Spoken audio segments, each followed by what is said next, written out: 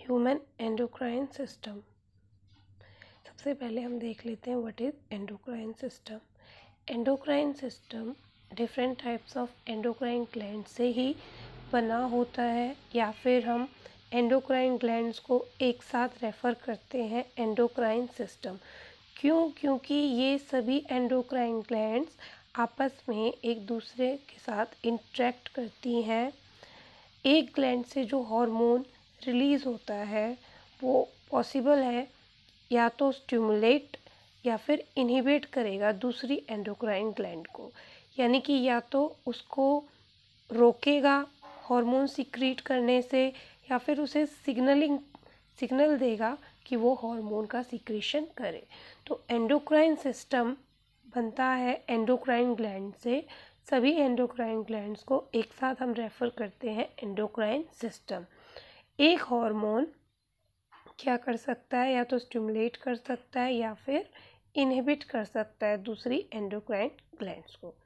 Next हम बात करेंगे स्ट्रक्चर के बारे में कि जो एंडोक्राइन ग्लैंड्स होती है उनका स्ट्रक्चर होता किस तरह का है।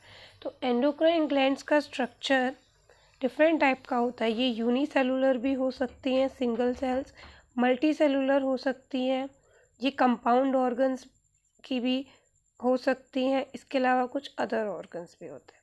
पहले यूनिसेलुलर। सिंगल सेलुलर जो एंडोक्राइन ग्लैंड्स होती हैं उनमें आते हैं जो एलिमेंट्री कैनाल की लाइनिंग होती है, तो वो जिस सेल से बनी होती है वो सेल्स वहाँ पर एज एन एंडोक्राइन ग्लैंड की तरह काम करते हैं और कुछ हार्मोन्स का सिक्रीशन करते हैं। उसके अलावा न्यूरोसेक्रेटरी सेल्स ऑफ हाइपोथैलेमस, जो न्यूरोसेक्रेटरी सेल्स होती हैं हाइपोथैलेमस की, वो भी हार्मोन्स का सिक्रीशन करती हैं और इन हार्मोन्स को न्यूरो हार्मोन्स भी कहा जाता है, न्यूरो हार्मोन्स।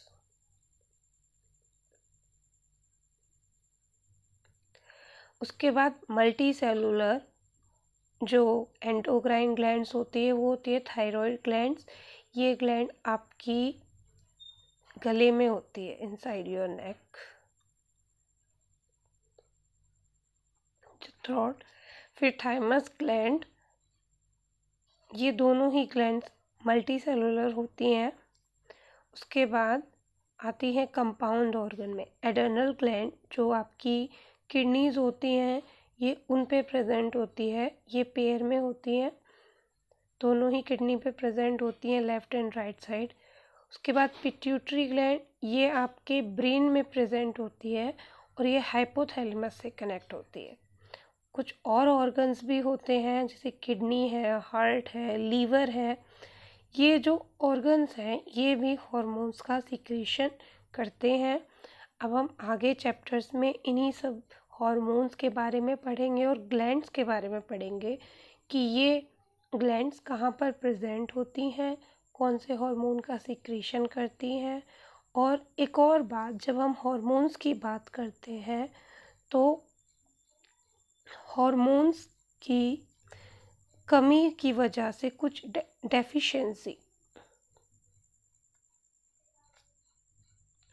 डेफिशिएंसी की वजह से कुछ डिजीज़ भी होती हैं, उसकी कमी की वजह से डिजीज़ होती हैं। इनफैक्ट अगर हार्मोन का अमाउंट ज़्यादा हो जाए, ज़्यादा है, हाई, तो उस केस में भी डिजीज़ होती हैं।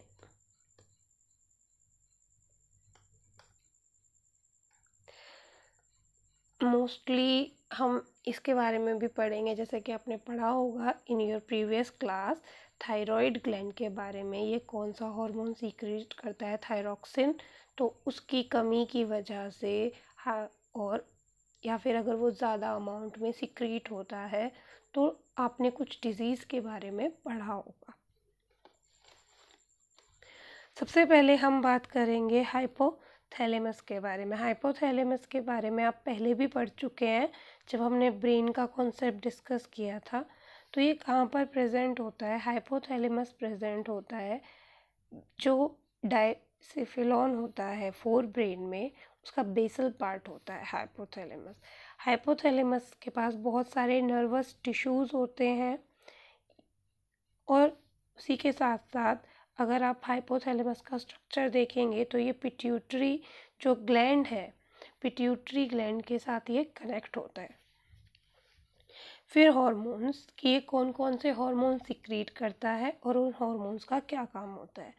अगर हम हॉर्मोन्स की बात करें तो जो हाइपोथैलेमस है इसके पास कुछ न्यूरोसिक्रीटरी सेल्स होती हैं हाइपोथैलेमस की, जो क्या प्रोड्यूस करती हैं hormone. Neurosecretory cells of hypothalamus उन्हें कहते हैं nuclei. Neurosecretory cells of hypothalamus is called nuclei. ये जो हार्मोन बनाते हैं ये हार्मोन हाइपोथैलेमस के पिट्यूटरी हार्मोन्स को स्टिमुलेट करते हैं, यानी कि उन्हें सिग्नलिंग प्रोवाइड करते हैं सिंथेसिस के लिए कि हार्मोन की नीड है उसे सिंथेसाइज करना है। अगर हम हाइपोथैलेमस को देखें कि हाइपोथैलेमस कितने टाइप के हार्मोन प्रोड्यूस करता है, तो हाइपोथैलेमस 2 टाइप के हार्मोन प्रोड्यूस करता है। एक होता है रिलीजिंग हार्मोन और एक होता है इनहिबिटिंग हार्मोन। रिलीजिंग हार्मोन के लिए RH और इनहिबिटिंग हार्मोन के लिए IH, और इनहिबिटिंग हार्मोन को इनहिबिटिंग फैक्टर के नाम से भी जाना जाता है IF। होता क्या है, ये दोनों बिल्कुल एक दूसरे के अपोजिट काम करते हैं। रिलीजिंग हार्मोन क्या करेगा, ये पिट्यूटरी हार्मोन्स की सिक्रीशन को स्टिमुलेट करता है, उन्हें सिग्नलिंग प्रोवाइड करता है। ये क्या करता है, पिट्यूटरी हार्मोन्स की सिक्रीशन को स्टिमुलेट करता है। जैसे कि इसका एग्जांपल है गोनेडोट्रोपिन रिलीजिंग हार्मोन। ये हार्मोन क्या करेगा, ये स्टिमुलेट करेगा पिट्यूटरी की सिंथेसिस को और रिलीज करेगा एक हार्मोन। उस हार्मोन का नाम होता है गोनेडोट्रोपिन।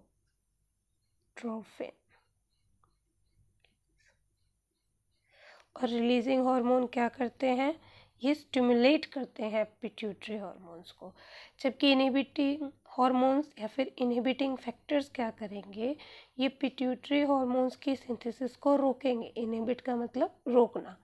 जैसे कि सोमेटोस्टेनिन इसका एग्जाम्पल है। ये हाइपोथैलेमस की जो न्यूरो सेल्स हैं वो इसे बनाती हैं। ये क्या करता है, ये इनहिबिट कर देता है, रोक देता है release of growth hormone from the pituitary.